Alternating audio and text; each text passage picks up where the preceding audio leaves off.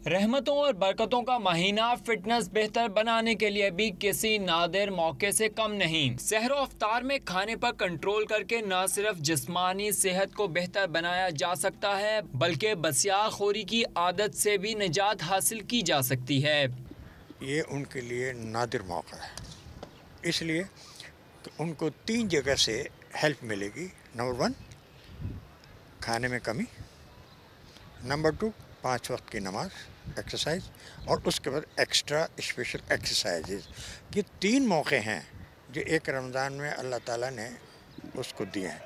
तो मेरे जो मोटे बदन के हज़रात हैं उनसे गुजारिश होगी कि इस नादिर मौके से जो अल्लाह ताला ने मुसलमानों का अता किया है, इससे फ़ायदा उठाएं।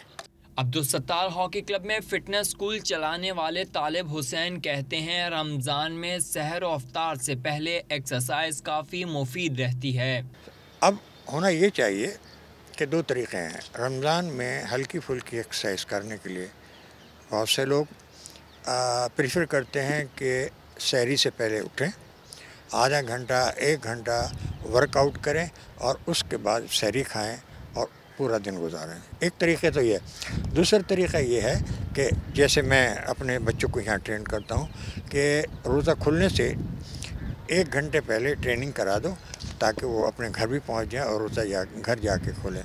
82 साला तालिब हुसैन एथलेटिक्स में पाकिस्तान की नुमाइंदगी करने के साथ बतौर fitness trainer Pakistan hockey team, boxing और कौमी वुमेन टीम के साथ भी मुंसलिक रह चुके हैं। कैमरामैन मोहम्मद रफ़ीक के साथ ज़ीशान अहमद, डॉन न्यूज़, कराची।